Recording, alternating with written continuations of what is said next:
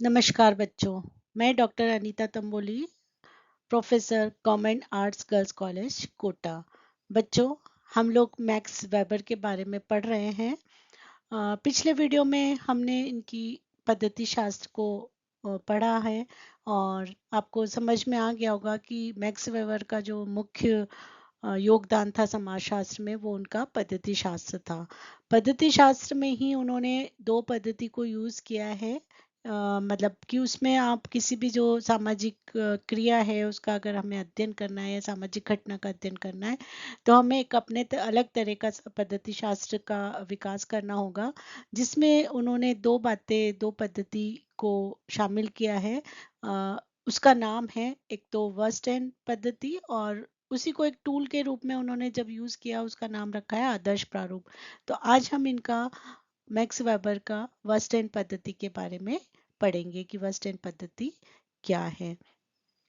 Next हम देखते हैं क्या कहते हैं वो इसके बारे में। तो हम थोड़ा सा इनके बारे में, जो इन्होंने पद्धति शास्त्र का विकास किया है और वो क्या है, हम ब्रीफ में हम थोड़ा सा उसको जानेंगे, तो अपने आप हमें की जो ये पद्धति है वर्स्टेन पद्धति, वो हमें समझ में आ जाएगी। तो मैक्स वेबर को व्याख्यात्मक समाजशास्त्र का पिता कहा जाता है, जो कि हम पिछले वीडियो में देख चुके हैं। व्याख्यात्मक समाजशास्त्र का पिता क्यों कहा जाता है? क्योंकि ये जो घटना घटित हो रही है उसमें व्यक्ति क्या क्रिया कर रहा है। क्योंकि हम पढ़ चुके हैं कि मैक्स वेबर जो सामाजिक समाजशास्त्र है उसकी विषय वस्तु सामाजिक क्रिया को मानते हैं, और जो सामाजिक क्रिया व्यक्ति कर रहा है तो हम उसकी व्याख्या करें कि वो क्यों कर रहा है, उसका कार्य कारण जाने, तो वो उसकी व्याख्या पर जोर देते हैं, उसकी समझ पर जोर देते हैं। तो इसलिए इनको व्याख्यात्मक समाजशास्त्र का पिता कहा जाता है। तो इन्होंने कहा है कि हमें एक अलग तरह का पद्धति शास्त्र का विकास करना चाहिए, क्योंकि ये जो अपने पूर्व समाजशास्त्री जैसे अगस्त कॉम्टे हैं, दुर्कheim है, जो प्रत्यक्षवाद पर और वैज्ञानिक पद्धति पर जोर देते हैं, तो उन्होंने कहा कि वो प्योर साइंस की जो मेथोडोलॉजी है, अध्ययन पद्धति है, वो हमें उस तरह से हम नहीं कर सकते, क्योंकि प्राकृतिक विज्ञानों की घटनाएं और सामाजिक घटनाएं ये दोनों अलग प्रकृति की होती है। इसलिए हम इसकी जो मेथोडोलॉजी है वो सामाजिक घटनाओं के अध्ययन में हम उसको यूज नहीं कर सकते। इसको हमें एक अलग तरीके से इसका अध्ययन करना चाहिए, और इस प्रकार से अध्ययन करना चाहिए कि हमारा जो समाजशास्त्र है वो विज्ञान भी बने, और हम उसको एक्चुअल फैक्ट में जो क्या हो रहा है, उस घटना के पीछे क्या कारण है, उसको हम समझ सके। क्योंकि ये मानते हैं कि समाजशास्त्र की विषय वस्तु सामाजिक क्रियाएं हैं। सामाजिक क्रियाएं क्या है, ये हम इनके जो सामाजिक क्रिया के सिद्धांत के वीडियो में हम समझ चुके हैं कि व्यक्ति जो भी क्रिया करता है उसके पीछे उसका कोई ना कोई उद्देश्य होता है, उसकी अपनी उसका अर्थ लगाता है कि वो क्रिया क्यों कर रहा है। तो हमें उसी का अध्ययन करना है, उसी को समझने की कोशिश करना है मैक्स वेबर के अनुसार, कि व्यक्ति क्रिया क्यों कर रहा है, उसके पीछे क्या कारण है। जो हमें दिखाई दे रही है, हो सकता है वो कारण ना हो, उसका कुछ और कारण हो। जब हम उस पर बात करें, उसका रिसर्च करें, तो कोई और कारण निकल के आए, तो वो व्यक्ति उस घटना का क्या अर्थ लगा रहा है, उसके लिए वो घटना किस तरह से घटित हो रही है, तो हमें उसके नजरिए से, जो व्यक्ति क्रिया कर रहा है उसके नजरिए से समझने की कोशिश करना चाहिए। क्योंकि इसीलिए उन्होंने कहा है कि सामाजिक क्रिया के कारण का बोध एवं व्याख्या करना, यानी जो समाज में जो क्रियाएं घटित हो रही है, व्यक्ति क्रिया कर रहा है, तो उसकी कारण का बोध करना और उसकी व्याख्या करना, यही वर्स्टेन पद्धति कहलाती है। हम इस वर्स्टेन पद्धति को और आगे समझने की कोशिश करते हैं वेबर के अनुसार। तो मैक्स वेबर की समाजशास्त्र में मैक्स वेबर द्वारा प्रतिपादित ये एक महत्वपूर्ण पद्धति। ऐसा नहीं है कि वेस्टर्न पद्धति को पहले कभी यूज नहीं किया गया, अलग अलग विद्वानों ने इसको यूज किया है, लेकिन मैक्स वेबर ने समाजशास्त्र में इसको एक अलग तरीके से इस पद्धति को लागू किया है। तो अगर हम देखें कि वेस्टर्न शब्द है क्या, तो वेस्टर्न एक जर्मन शब्द है जिसका अर्थ है बोध। बोध मतलब समझना, अंडरस्टैंडिंग, या विवेचनात्मक व्याख्यात्मक गहरी समझ, जो समाजशास्त्र के भीतर एक दृष्टिकोण को भी संदर्भित करता है, एक पॉइंट ऑफ व्यू को भी बताता है, एक दृष्टिकोण बताता है कि हमें किस तरह से घटना का अध्ययन करना चाहिए। तो ये जर्मन शब्द इसका है, ये वेस्टर्न वहां से लिया है, और इसका अर्थ होता है बोध, समझना।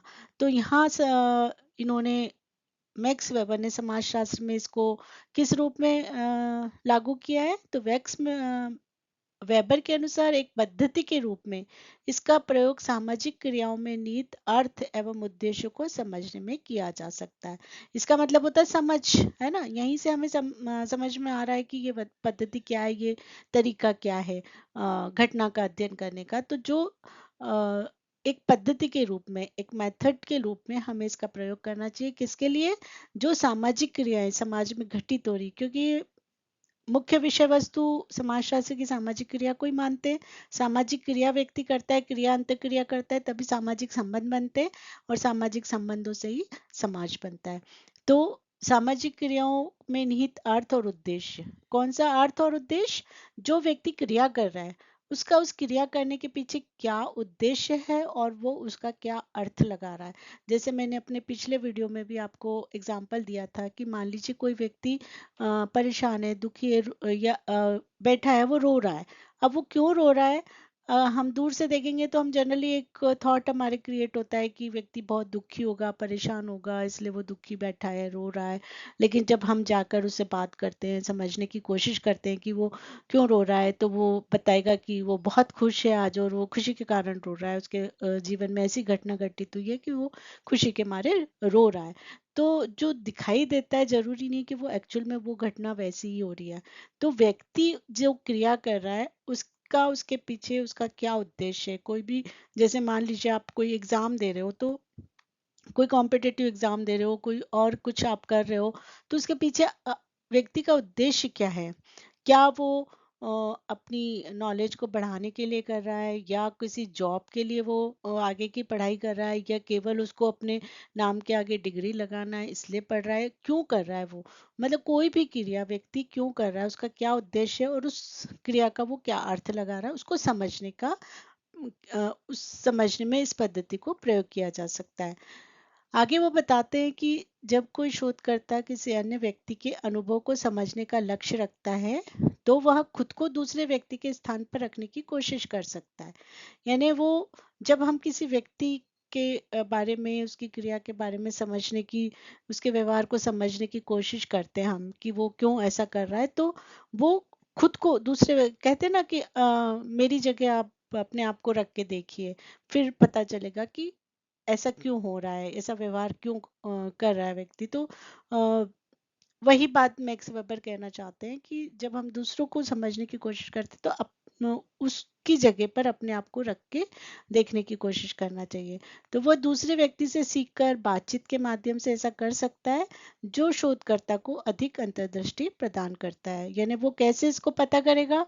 या तो सीखकर, मतलब देखकर, या वो जो व्यवहार कर रहा है उसकी गहराई तक जाकर उसको बार बार वॉच करके, और दूसरा उससे बातचीत करके कि क्यों ऐसा हो रहा है। जैसे अभी मैंने आपको बताया कि वो रो रहा है, तो हम देखेंगे कि वो दुखी है, लेकिन जब हम बात करेंगे उसके पीछे की घटनाओं को समझेंगे, तो पता चलेगा कि वो खुश है। या हम सोचेंगे कि वो खुशी से रो रहा है, या ऐसा लग रहा है कि खुश है लेकिन वो वाकई में दुखी है।